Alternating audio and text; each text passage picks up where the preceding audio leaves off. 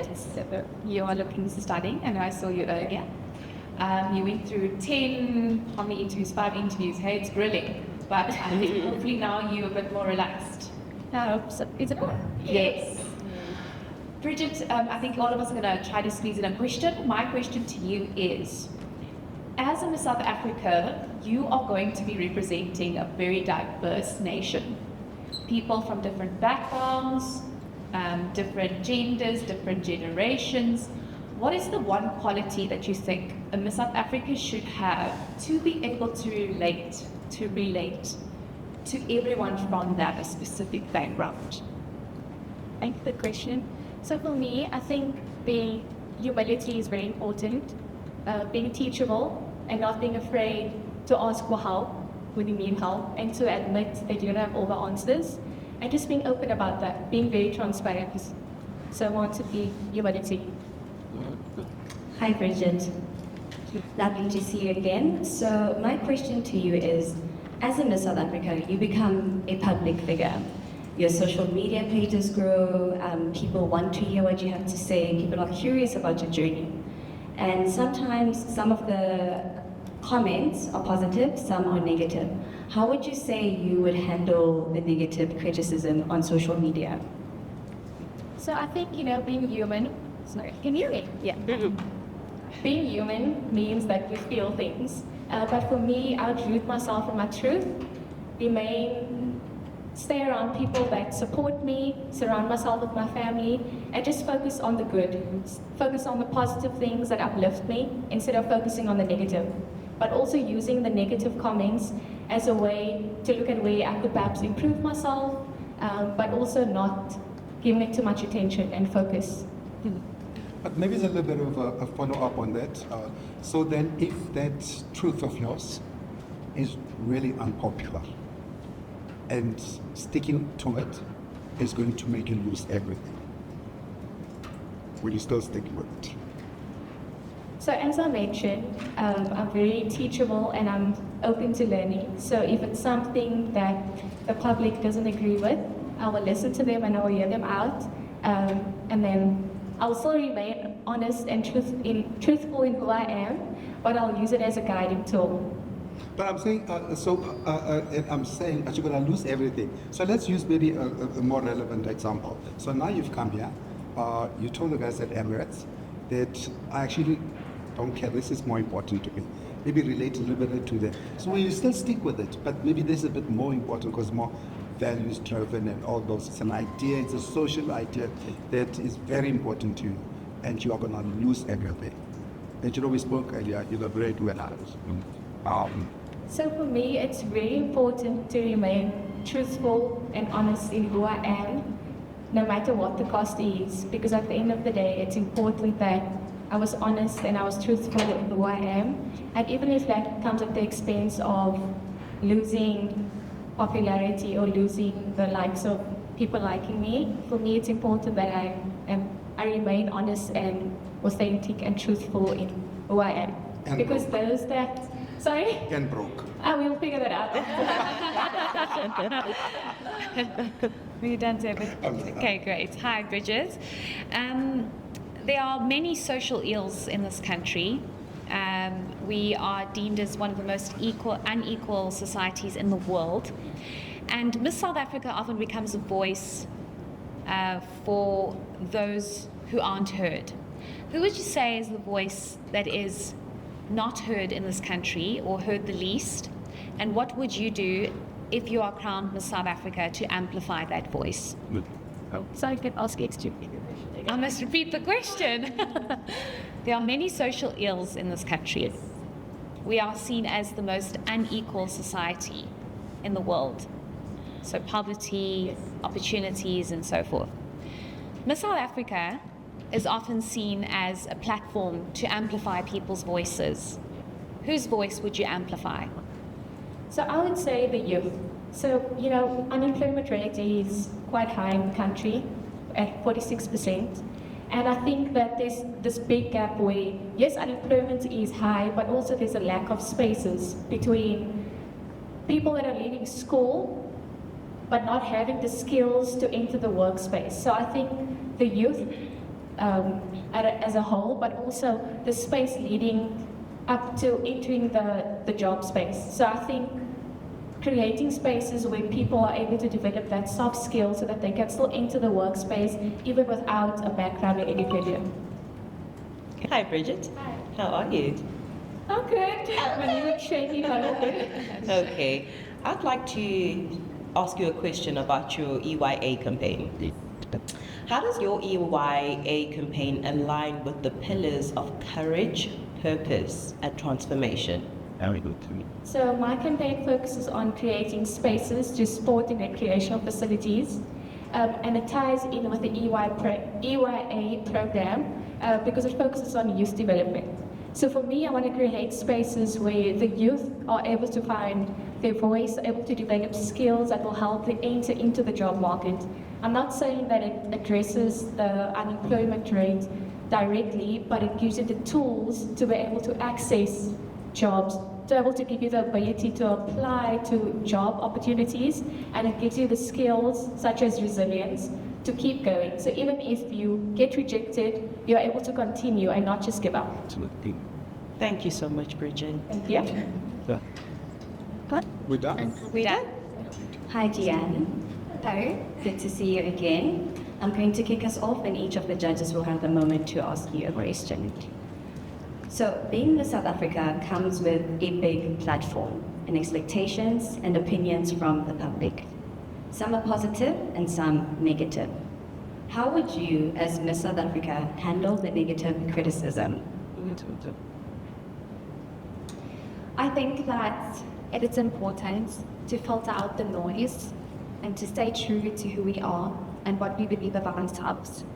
I think I will voice how not only do I hear the criticism, but I choose which voice I'm listening to. As a Miss South Africa, I know that you are faced with a lot of negativity, but I know that you're also faced with a lot of positivity. And I believe to place our focus on that positivity and to allow it to strengthen us, but to also remain true to that inner voice. Thank you. South Africa has a lot of misconceptions around it when it comes to, countries abroad. The role of Miss South Africa is so important that you need to represent firstly a very diverse nation, but also not only speak about the negative things in South Africa and how you want to help with solutions for that, but also the positive side of it. How would you walk into this world and walk out there and tell people about the good that is happening in South Africa, and not just always focus on what can I improve, what can be better, what's going wrong, and where can we help, but what is good at the moment? What would you say to the rest of the world?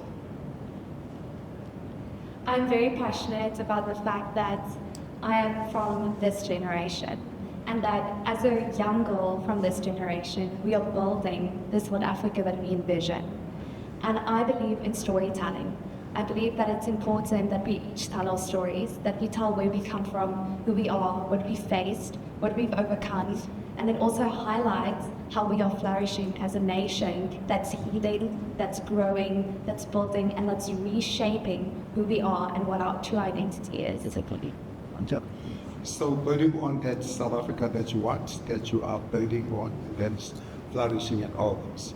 So 10 years from now, after your reign, they told me when I went in. So 10 years from now, after your reign, how would you measure success? As a mental health practitioner, success for me is measured by strengthening the mind of others. For me, it's important to see tangible change, and that tangible change for me will be measured by the way my Access the Mind campaign focuses not only on employability skills for our youth, but also educating our youth on the mind. Everyone has a mind, and everyone deserves to understand the mind. And when we understand the mind, we unlock our potential. So 10 years from now, I hope to see not only my Access the Mind learnerships everywhere, but also a generation of people, a country that understands their inner strength, their consciousness, and who they are, and what their true identity is. Are you okay? What is the most urgent issue or problem facing South Africans? and how will you address this? In South Africa, we are currently facing so many challenges. I know that youth unemployment is critical at the moment. As a youth that just recently finished my degree, I struggle to find work. So I personally know the effect that youth unemployment has on young youth. But I also understand the effect that it has on the mind and how trauma and the challenges we face affects our mind. So for me, what I've seen is that the issue we're facing in South Africa is that we are not only facing all these challenges, but we are struggling to identify how we can personally face it and how we can find that inner voice. So for me, I will be facing on not only youth unemployment, but also challenges in general and how we can in general empower and equip our mind so that we can overcome everything that we're facing as a nation. Sorry, I just want to add on there. But give me one practical solution or idea that you have to address youth unemployment in this country, if you can. One practical idea would be that we would approach our youth in upskilling them. So globally, we are not only looking at what qualification you have or what your academic history is, we're looking at how strong are you as a person. So when you walk into the room, into the boardroom for the job interview, we're not only looking at your background, but at who you are and what you represent. So I will be addressing how we are upskilling our youth and making it more employable. Okay. How will you ensure your EYA campaign creates measurable, lasting change and not just awareness? So I will be having Access the Mind learnership programs in our schools, which will be detailed and would also educate our learners on upskilling them. So we will be focusing on emotional intelligence. We will be focusing on different aspects within the workplace, such as team dynamics, leadership skills. We'll be focusing on communication. So I will truly be focusing on my learnerships and getting my learnerships into our schools and into our universities, as well as in our workplaces. Thank you. Thank you so much. Thank you so much. Thank you, Joanne. Thank you so much. Giselle, Yes, hello. welcome back. Thank you. So you're a CA, right? Yes. Okay, there's a bunch of CAs that we'll talk about that. And you're running for the police SA now. Yes. So you woke up very early, put yourself together, and you will finish how you're gonna speak, how you're gonna walk. I saw you walking in here. So when you remove all that, what are you? I would say I'm a very down-to-earth girl. Someone who, appreciates the beauty and simplicity. I'm someone who has a good laugh. I'm someone who likes to, just not take myself too seriously outside of the boardroom. And I'm actually a very goofy person as well. I'm someone who's very intentional with everything that I do. And I really value relationship, building quality relationships with people. What does impact look like to you 1 year after Miss South Africa ends? I would say, as a leader, my success would be measured by the impact that I make. And that would be something that's measurable. It wouldn't be empty words, it would be something that can be quantified. And in my advocacy and what I'm passionate about, it would be how many school visits I've done and how many workshops I've hosted to teach our youth about financial literacy. I've already launched my ebook very recently, and I would love to expand on that. I would love to create, online videos and workshops that I can share with as many people as possible on social media platforms. It would be to take hands with corporate South Africa, to call on the doors of the top CEOs in our country and to get the private sector involved in opening internship and mentorship roles for our youth. So I think my year of RAIN would look, there would be different avenues to it, but it would definitely be a very impactful year and one that's measurable. Giselle, many young South Africans are choosing entrepreneurship out of necessity and not necessarily out of opportunity. And yet we still have a high youth unemployment rate. What do you think needs to change for entrepreneurship to truly empower the youth? I would say equipping our youth, empowering them with the right knowledge and skills before they step into those roles. Sometimes we open doors and we want to step in the shoes that's too big for us to fill.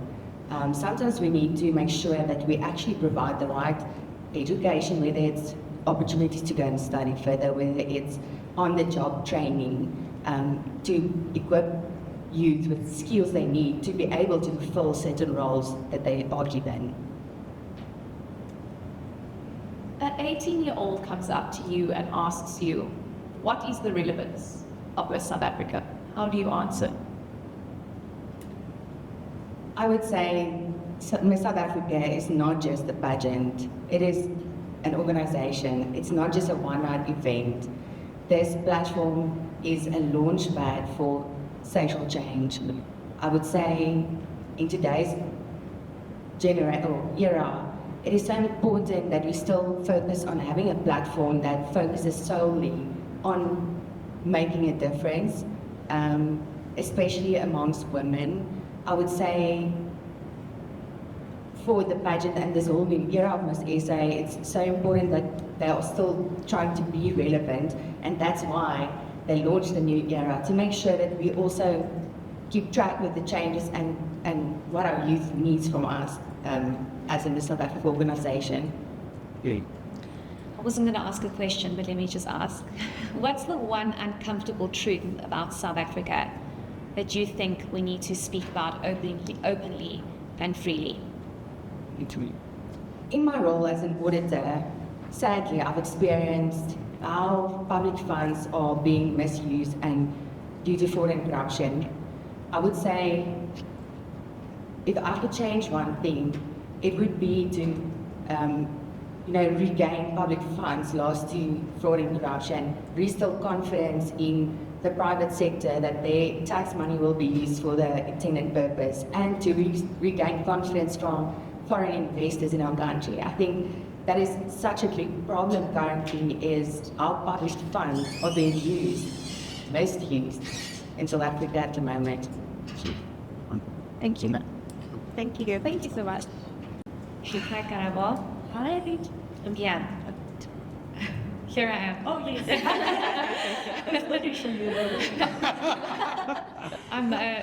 I'm easy to spot. What would you say is the biggest problem South Africans are facing today, and how would you address it? You know, for me personally, I want to speak specifically when it comes to youth, because those are the people I am representing today. And so with young South Africans, I feel like there's a very gap when it comes to access to opportunities. We are very limited, which is, why there is the high increase of the youth unemployment rate in South Africa, as a country being 33%. And, as the youth of South Africa, our unemployment rate is sitting at 46%. So I'd say there's a very pressing issue when it comes to not having enough opportunities when it comes to young South Africans, and providing that. It could be anything through education, even in the workforce as well. So limited resources. So give me one practical example or solution that you have to deal with the high youth unemployment rates. For me, I stand for creative thinking and freedom. Having the freedom to have those opportunities, being creative and thinking about alternative ways that we can combat unemployment. I found my path, I didn't have a traditional start as a lot of young people. After high school, you go to university. I didn't get that opportunity, and so I had to be creative. which is something I champion for, is being creative in your thinking, finding alternative ways to go about dealing with high unemployment. And for me, it was through global exposure, which is something I'm very passionate about. Hi. Hello. What's a misconception people might have about beauty pageants, and how does this new era challenge that? That's a very good question. I think a lot of people think beauty pageants is just, the fluff, how you look, how you walk. It's all about beauty standards. But going through this journey has taught me so much. Honestly, it has opened my mind about so many things. I'm learning to be a better version of myself, which is what the platform does. This new era is all about Empower Youth Africa, and it's basically being able to provide tools for young South Africans to build a better future, and that's through education, entrepreneurship, and skills development as well. So this platform is bigger than how we look dressed up. It's all about empowering others and empowering ourselves as well, so we're able to empower the next person too. Karabo, Hi, Debbie. hi. Please tell me about a time where you had an unpopular opinion and what you learned from that time.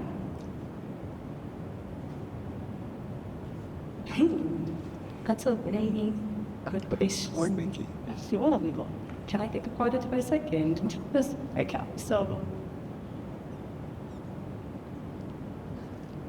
Maybe you didn't have one. Did you have one? no, I'm trying. I probably do have a lot of unpopular opinions. I'm just trying to find a solid one. Oh my goodness, my brain is bugging right now. Could it be? Can I help it? Let me help you a little and guide you. So you speak about global exposure, and people might say, "But why do you want to leave South Africa? Why don't you just stick it out and contribute to the country instead of your global exposure?" Maybe that could. Yeah. Okay, I like that. I like that perspective actually. So for me personally, I do believe in global exposure. But my thing is, yes, we do not have those access to opportunities through job employment and such resources. So what is our next, right? Again, we have to be creative, and mine was through global exposure. So I stand for grabbing those opportunities and going abroad, having skills and getting the skills and the knowledge to come back and better our country. So it's not just about leaving South Africa and I'm not going to better my country, but I'm going to, abroad, and I'm going to learn skills and come back with the knowledge to become value-adding citizens, basically. So I'm not, making people just run away from South Africa. I'm helping them come back so they can better our country and economy. Love that. Hi, Karabo. Hi, Tammy. Dr. T. Thank you. I will talk for that time. 6 years is no joke. Karabo, tell me, what does Ubuntu mean to you, and how do you live it out? Oh my goodness. I truly love that question because I feel like for me, I carry that every single day of my life. Living internationally is not easy. You get grilled. People are so curious. They're so curious. What is South Africa like? How are your people? And for me personally, having the opportunity to go abroad was through community. My community, it was my mom. She worked so hard to get me abroad and get me that opportunity. But it wasn't just her. I had help from my next door neighbors as well. I didn't have a luggage set, suitcases when I went to the United States. Couldn't afford to buy suitcases. And it took my next door neighbor to say, it's okay, I'm going to help her, fund her, to get small things like that. And that for me is the power of Ubuntu.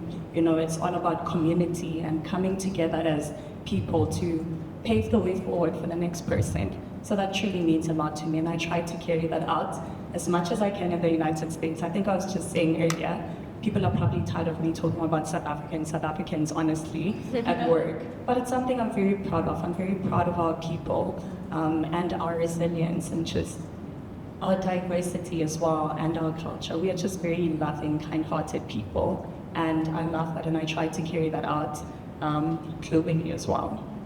Thank you. Anyone else? But we've got one. It's just it's a small. No, but it's a small follow-up on it because you fly a lot. Yes. You in and out. And when you fly, what is that one story that you say, I will stay with this story because this story is going to change how people think about South Africa? What is it? It's just a follow-up on that. So what is that story that you take about South Africa that you believe is going to change the narrative that you have already, that people have about South Africa? What narrative would you think people have about South Africa? I don't know, I'm asking you. People talk, you live in one of them, they've got stories about us. The You same know what? people. True. I've heard so many wild theories about South Africa, And yes, what you do here online, that, I have a live pet. Or honestly, it comes up a lot more than you think. It's even conversations at work with my colleagues when I say I'm from South Africa, and they're like, South Africa, do you mean Nigeria? No, South Africa. They really don't have an idea where South Africa is or it's a country. But I'm glad to fill in those gaps. Like I said, I'm a proud advocate for our country. I love representing South Africa on a global stage. So what are you advocating? What is that thing you're advocating about South Africa? That it is not what they see online or what they hear. There's so many perceptions, like misconceptions, as you say. So, we are a people full of resilience. We have so many great things in South Africa. We have this rugby team that keeps winning every single time, and I'm very proud of that.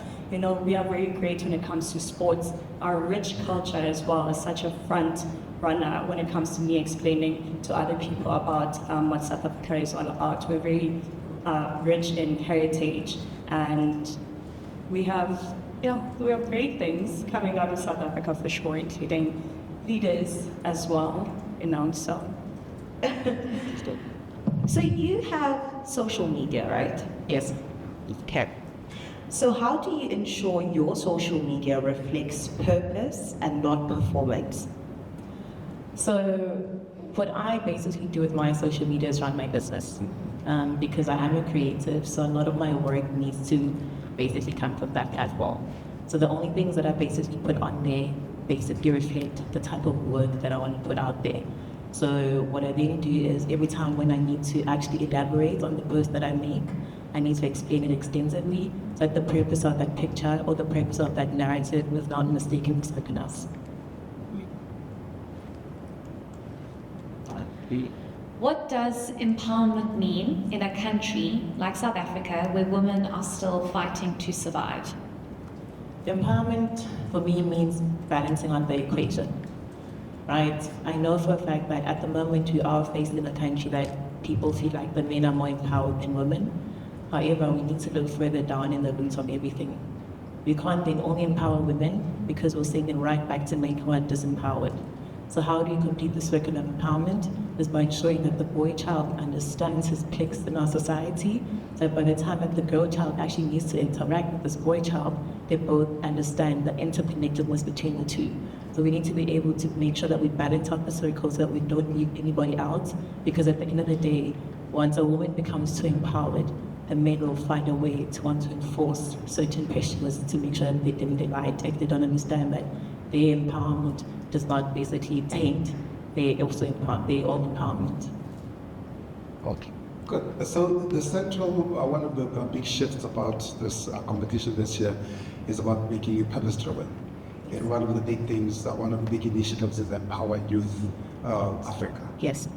How do I take this from just another campaign to a sustainable movement? The type of campaign that you have needs to be measurable. So you need to be able to look at the type of numbers that your campaign can reach, because at the end of the day, a campaign can just look like dropping off a couple of passes and walking away. However, if you're able to make sure that you go back and you see the stats and you see the improvement that you've made within your own advocacy, and I think for me, at the end of the day, if you can change one life, you've changed a lot. The minute that you want to make it about how many people can be influenced by just one day, rather than basically looking at how many people can be influenced during your reign, I think that's one of the things that was very important for me. Hi, Leander. Tell me about a time where you had an unpopular opinion, how that was taken, and the lesson you learned from it? I'll actually say right now, we had a press conference, and because I'm not going to say I'm not a good speaker, but then I always thought that that wasn't my strongest point. So I was shaking a lot, and I think I didn't articulate myself too well. So what I ended up saying was, I want to empower the boy child, not realizing that this is a woman empowerment platform. So many people thought that I was saying I'm leaving out the girl child and I'm leaving out the woman. So for me, I said, no, I am all for women, and I'm for women so much that I need to make sure that the type of society that they go back to is a society that is aware of how we need to coexist. So if I am empowering the boy child, I'm not doing it so that he can only be successful. I'm doing it so that the girl child can be in a safe environment. Because there's no means for us to run away from it, because at the end of the day, we'll keep having to have these boys growing up to be our husbands, these boys growing up to be fathers, these boys growing up to be men that we need to deal with in our society. So for me, that was one unpopular opinion that some people felt like, okay, but then what is it gonna do for women on a women empowerment platform? And because I didn't have enough time to properly explain it during that time, I think people misunderstood what I was saying. Thank you. This is a follow-up from Sydney's question, actually. I probably should have grabbed the mic back then. When you spoke about social media and purpose, yes. And you mentioned that your social media is very directed at showcasing your work, yes. And I love that. However, as a Miss South Africa, I think a lot of people relate to the authentic self outside of just what you do and what your title is. Yes. Are you open to being more active on social media? I'm not saying to share your world and privacy is important, but from my experience, I have realized that a lot of young women and a lot of young girls relate to the real person, the person who's not just the title and the achievement and the job. Yes. And it has a significant impact. If every girl who can't afford to study, can't afford to work, can't find themselves in those circumstances, and they see you just on a normal day in your pajamas, drinking a cup of tea, are you open to including that into your social media? I think what I've done really well with understanding social media is that every platform has got its own purpose. So for me, Instagram is my business account, and my TikTok is where you'll see my real personality. It's actually so cringe. And I've realized this because a lot of the professional things that I put out, yes, they'll do well, but then the real numbers come when I'm being myself. There's actually one video that I posted right now where people are seeing me talking complete funny things, while I was doing my hair, and I was talking about how I want to flip my hair when I get here, no makeup, my other wig was just about to come off, and that's I think on 500,000 views right now, and people are saying, oh my goodness, she's so funny, we resonate with her so much, and even within all of that, they'd still say there's some elegance to her. So I think I found a balance between having to still put out the fact that if I am a Miss South Africa, if I am a role model, I still need to look, I need to sound, and I need to behave a certain way without basically losing who I really am, which is the goofy side of me. But I don't like mixing the two, because I think TikTok for me is my safe space. It's where I get to just be myself. However, on Instagram, because now, as I said, with the creative economy shifting so much, instead of marketing, being on billboards and this and this and this, human beings starting to become the billboards. So then now Instagram, for me, needs to basically speak to that, because I think that's how I'm getting a lot of my brand deals. I'm currently the brand ambassador for Always, for example, because they looked at how I'm able to connect with women, because most of my followers are women and they're on Instagram. So now I can't then put out content that would then contradict with the image that they're trying to put out. However, I can still then go on TikTok and carry the pad like this and do the experiment on the pad on TikTok in my pajamas. I'm not going to Instagram. Well, you need to get comfortable with it. Dizzy. One more question quickly. Now, can anyone else? I also want to ask one more question, Okay, please. so let's go first to Heidi. Oh, thanks. So, So if there is an 18-year-old that's living in really poor conditions, basically like has nothing, barely getting through school, maybe has one meal a day from the food scheme program at the school that's being provided, or whatever the case might be. Yes. and looks at Miss South Africa and goes, I could never be there. I could never achieve that because I'm not good enough and I don't have exposure to that part of the world. And what's the point? I'm not pretty enough, I don't have the resources because it's just a beauty pageant. What would you say to that 18-year-old? I would tell her I was just like you. I think I've done so well to refine my image and to refine who I am that people tend to miss my true upbringing. I went through education through.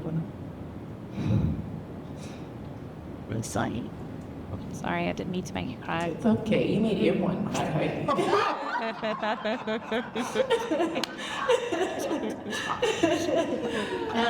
Sorry, I went through varsity with student loans, for example, because my family had to make means to make sure that all of my siblings are paid. And while I was still facing that part of life, I had to try to accept myself as well. Because the beauty standards placed by society as I was just a baby would never fit into what I thought would make a beauty queen. So I tried everything out there to bleach my skin, to lighten my complexion, just so I can fit into what was deemed as beautiful at that time. So even if she's looking at me and thinking, I don't have the money, I don't have this, I don't have that, outside I was just like you, but I sat down and I asked myself, what can I do for myself that I can be able to come back and look at my young self and say, you are not that person anymore. You know, the whatever that you can be able to do, find ways to do it. If it's food, for example, you live in rural areas, you've got soil, you've got a backyard, rather find money to be able to use your gardening skills if you've had them to put food on the table. You need to try and trust in yourself before somebody else comes to save you, because that's what I did. I had to find ways to make sure that I trust myself before my parents came to save me. For example, because my mom literally looked at me in the eyes. I'm sorry, guys, I know it's a friend. Sorry. My mom was like, I'm so sorry, I just need to tell this one story. Yeah. My mom didn't want me to come to Johannesburg, for example, to come study. And then what I did, I only applied in varsities in Joburg. Because well, then it's either you're going to allow me to go to school or you're going to want me to sit at home, so choose your battle. And I said, okay, it's fine, then go. Okay. Thank you. Thank you so much. Thank you. Is it me? Is it me? Let me see. Welcome back. Welcome back. Thank you. Our beloved doctor.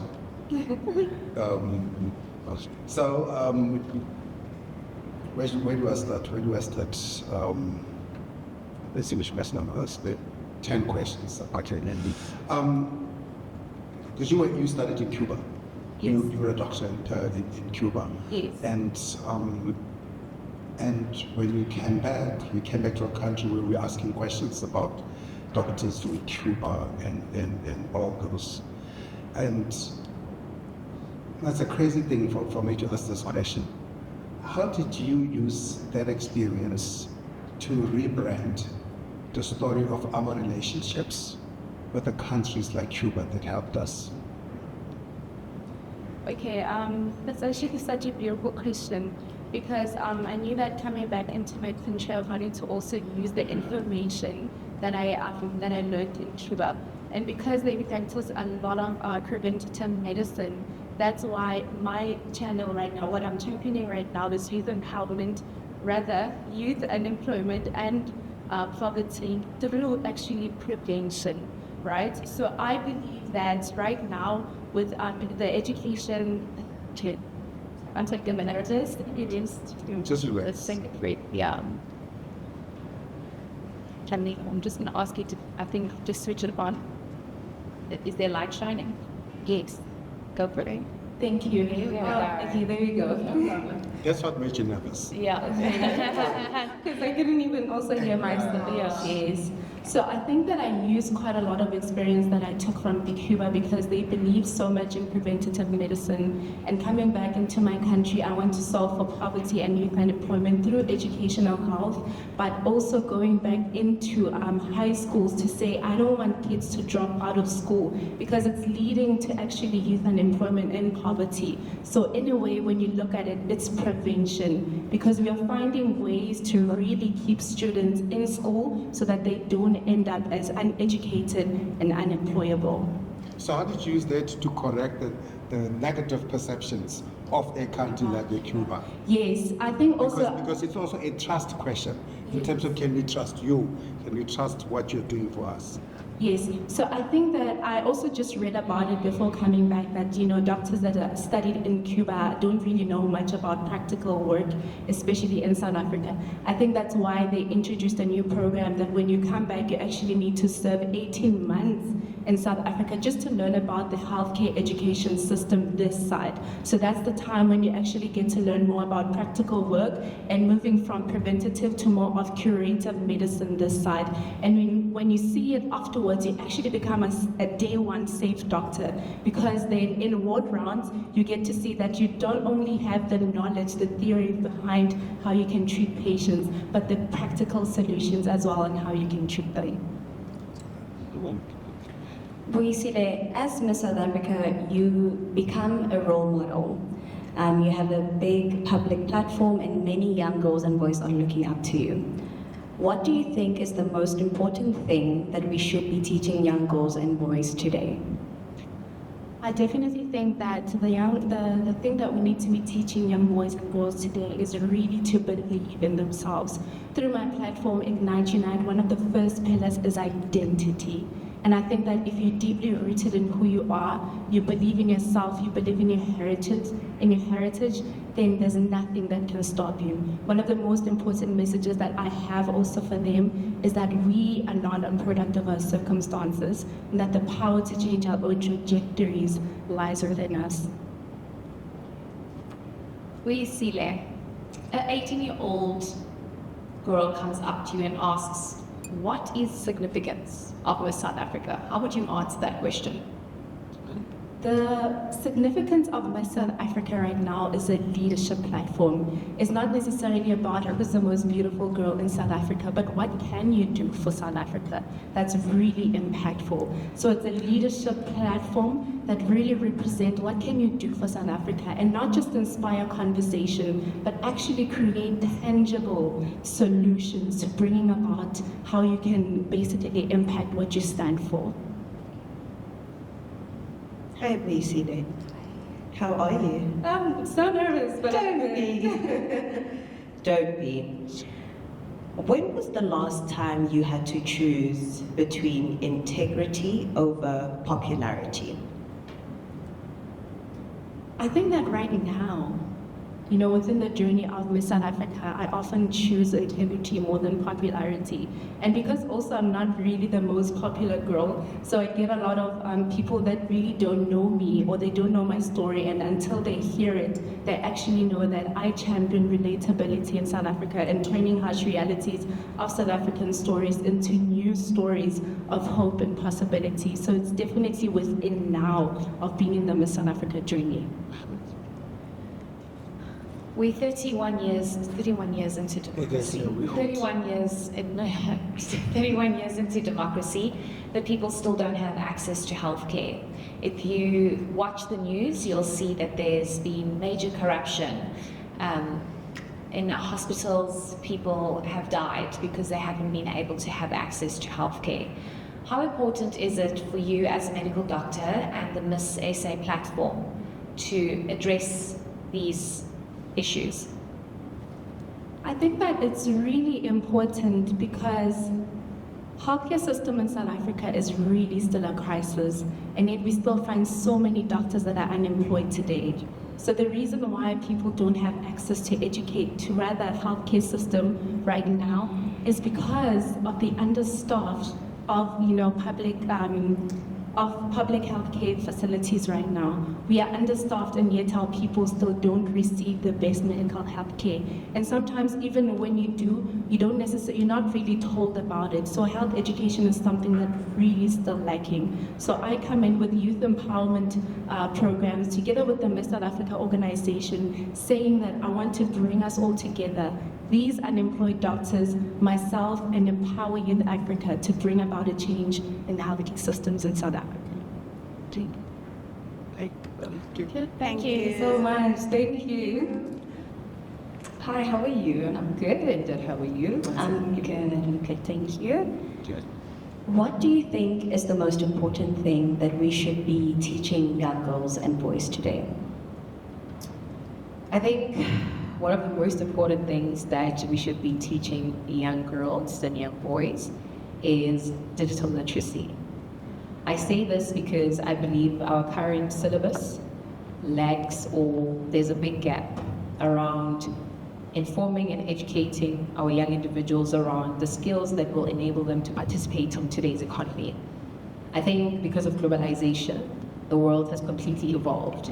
And if we do not adapt to what is relevant today, we are going to get to a point where the youth unemployment rate, South African citizens are completely excluded from what the rest of the world is currently doing. I think if we prioritize digital literacy from foundation phase, it's going to enable us to solve most of the issues that we are currently facing today. Thank you, David. Hi, Taiba Singh. What does Ubuntu mean to you and how do you live it out? Ubuntu, direct translation meaning Motoke Motokabat. For me, it means integrity. Being able to be yourself, being able to stick to what you said you're going to do even when people are not watching. I think as an individual that grew up in the township, Abu Mama Basa next door, being the woman from next door, have had an impact in the woman that I've turned out to be. Be it when the street lights go up, you must be at home, and playing the role my mother would play when she's not there. In essence, for me, is what Ubuntu is. You know, being able to essentially play the role in another person's life that you would essentially want the next person to play in your life. That's what it means for me. Thank you. So, you're going to live this Miss South Africa experience. You're going to be even more empowered. So there'll be one more, not in a negative way, one more girl stronger. And the poor boys are going to be left behind. So how are we going to bring them along through your reign? I think maybe a bit of context around my advocacy. So I champion bridging the digital divide. As I've already mentioned, I think just ensuring that South Africans are educated enough and know how to utilize the various digital tools is going to allow us to participate in today's economy. I think my advocacy is not exclusive to males or females. It rather focuses on South African citizens as a whole. And I think, be it with the crown or without the crown, my passion still remains as bridging the digital divide. It is more focused on the marginalized communities and ensuring that, you know, individuals that do not necessarily have access, be it you are male or female. When it comes to the skills of learning how to trade in this digitized world, your gender does not necessarily play a big part. And for me, it's just continuing the same journey for both genders, basically. Thank you. How does your EYA campaign align with the pillars of courage, purpose, and transformation? I think my advocacy, bridging the digital divide, as well as me as an individual. So just a bit of context, I work in the telecommunication space or industry, and for me to have even landed on wanting to bridge the digital divide is mainly because of what I've been exposed to through my work. And courage is a pillar that I think really speaks to me as an individual, because I think it has taken a lot of courage for me to get out of this bubble or the shell that I've always placed myself in to be able to speak to the advocacy that I speak to, which truly aligns to the pillar of courage. I think when it comes to purpose and transformation, it's centered around equipping these young individuals with these skills so that they are able to unpack and find, you know, other qualities about themselves or other opportunities that could enable them to essentially put food on their table, you know. And then transformation is essentially saying, with what you currently have around you, there's bigger and more opportunities that you would be exposed to through digital platforms. So I think in essence, courage speaks to me personally. Purpose would be being able to utilize digital literacy and digital skills to essentially allow other individuals to experience or unpack certain qualities about themselves. And transformation, utilizing those skills to essentially put bread on their tables. Thank you. And one question.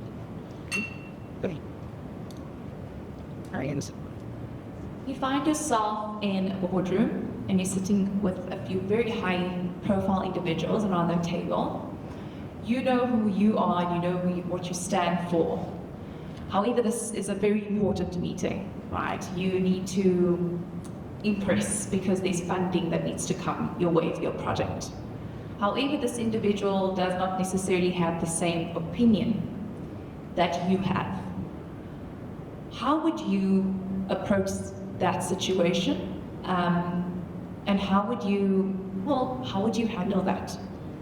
How would you, I think that's what I'm trying to ask. Yeah, so interesting question because I work in the corporate space, so I find myself in a lot of those situations where, unfortunately, we still live in an environment where the opinions of males are still considered to be more valuable than women, you know. And how I politely do it is by just simply saying, you know what, I value your opinion, but I think in this regard, you know, there is an opportunity for us to see it in a different light, you know. It's more around acknowledging the next person's opinion, the next person's feedback, but also being able to try and convert them or convince them to seeing it in my regard. I think that's the same principle that I practice in the corporate space because I think there's a way of being able to communicate what you want without necessarily making the next person feel small. You know, it's just around if there's an opportunity to make you see something differently or how I see it, how do we just, you know, convert it and switch on that light diplomatically? Yeah. Thank you, Ntabi. Thank you so much. Thank you, that's all. That's it. Wow, guys. Thank you guys so much. Thank you. Asks you in Greek. Not Greek. Just kidding. Tell me, my question to you is, how do you handle criticism, especially in a public setting like this one? I think that's a very important question because I think as Miss South Africa, you are in the public eye, so it's important for you to expect criticism. A big thing that I look for is to make sure that I'm able to differentiate between constructive criticism and what I call the deconstructive criticism. So I first look at it objectively, and then I look at it in the sense of whatever I'm seeing or hearing now, is it going to be something that's going to help me grow, or is it something that's really feeding into an insecurity? And then based off of that, that's how I move forward. So it's really just figuring out, is it deconstructive or is it constructive?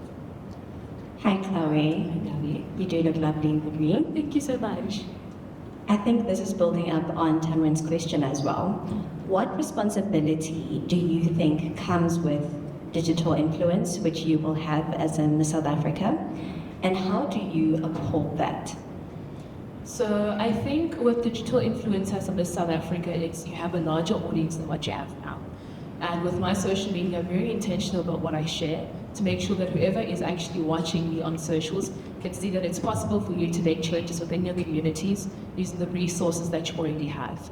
Now with Miss South Africa, because I'll have an extended reach of resources, I do want to use the platform to actually spotlight and showcase different opportunities and resources that people can use to actually make differences in their communities, and also just share how sometimes in life you're not the most perfect Miss South Africa, but it's important for you to actually be human, to be relatable, to maintain kindness and empathy in everything that you do. So you're a language therapist, right? Yes, I'm a speech therapist. Speech therapist, sorry. Speech Yes. therapist. Do you help people to articulate themselves, to speak? But there's a lot of people who can't, like people with autism and others, so they get looked on. How would you help to amplify their voice? So I think it's really important. That's a beautiful thing that you touched on, because my master's at the moment is on children with autism and helping their parents communicate and advocate for them within their communities. But a big part of that is actually sharing knowledge with others. So a big thing that I would love to do is to actually showcase our different awareness days. In October, I think it's our Stuttering Awareness Month, and then I think May is Autism Awareness Month. But when it is those big months, I'd love to actually spotlight them and highlight them, because within South Africa, autism especially is a very taboo subject. So when you're able to actually have those conversations on a big platform like this South Africa, it opens people's eyes, and a lot of people usually come back to me saying that I actually didn't know that speech therapy was a thing that I could get for my child who has autism. So really using the platform to actually showcase these different instruments. What would you say is the biggest problem South Africans face? Please don't say youth unemployment. Please give me that example. And how would you say the government is faring in terms of dealing with the issue that you think is the biggest, other than youth unemployment? Sure, it's difficult not to categorize it to youth unemployment. You can, Earlier- but don't. Yeah. Yeah, I think earlier I had said it's almost like a lack of hope within the youth. So a lot of the times you wake up, you see all of these different statistics. Again, like the youth unemployment, we see our gender-based violence rates, we see looting at Tembisa Hospital, we see all of these different things. And as the youth, it's very difficult for us to feel as though our government is looking at us and seeing the impact that their actions have on the actual youth.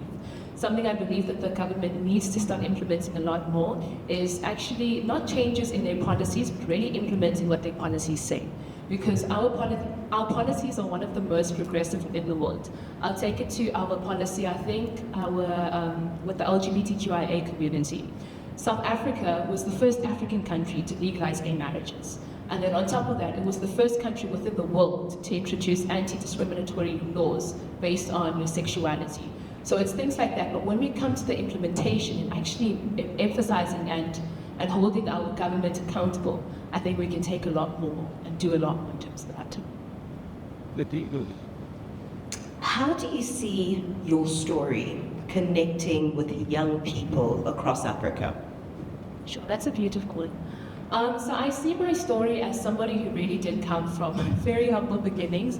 Like I said, and then my parents have paved the way for us to be in the areas that we are, and then we've also worked really hard on what we've been exposed to.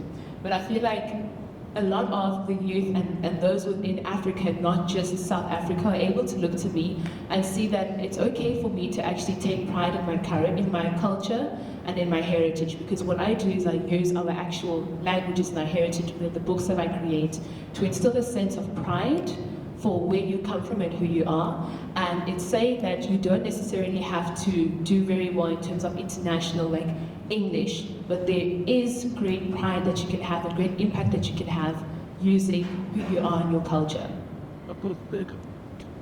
Kawi, please tell me about a time where you failed to reach a goal and what that moment taught you. Sure. Let me think back. So one of the biggest ones for me, it was matric, and I was going through bursary applications. And there was a specific bursary that I really, really wanted because it covered your accommodation and it also covered schooling. So it was essentially the entire package. And for me, it was a thing of entirely putting my heart into it. And I can honestly say that was the first moment in my life where I felt like I'm wholeheartedly giving this my all. And I made it through. It was 3 stages. It was, the first stage was an interview in person. The second stage was an interview, the first stage was an online application. Second stage was an interview in person. Third stage was you got onto a flight, which was the first flight I'd ever taken, to Joburg, and we were in this big room with all of these different students from different schools. So I made it all the way to the third stage, and now it's December. And it was a month before I had to leave the university, and I got the call to say I hadn't made it.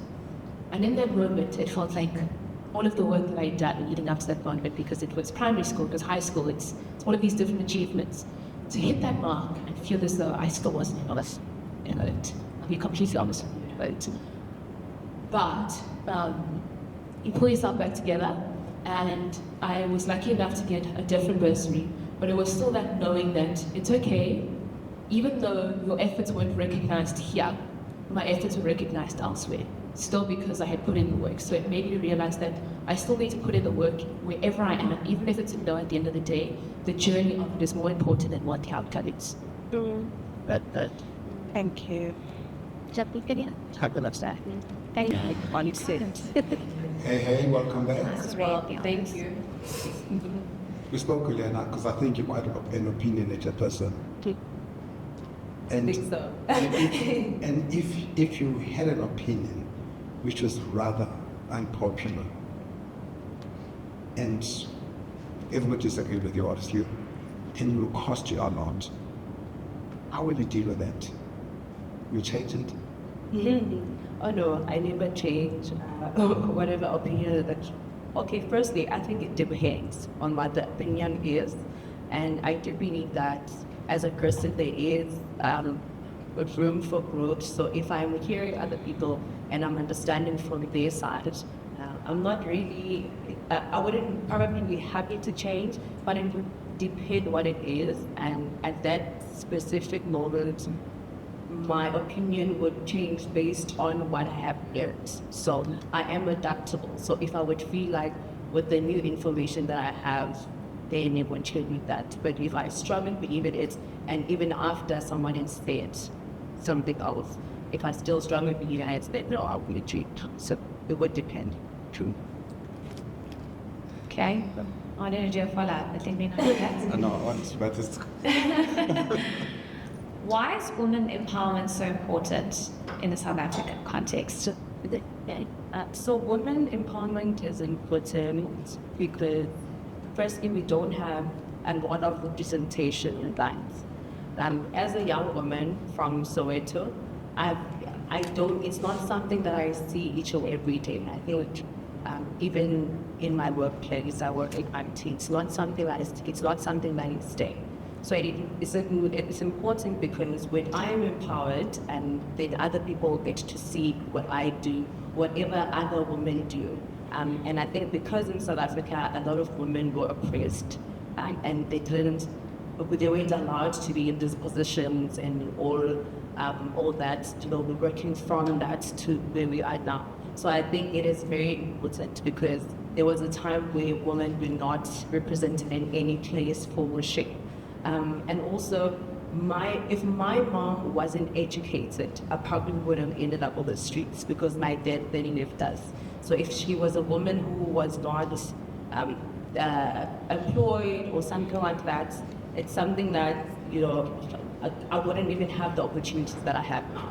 So I think that's why it's important, especially in my community, so they can be able to stand up for themselves, and things such as gender-based violence won't be a woman staying that would be a visa if they are empowered, kind of clear.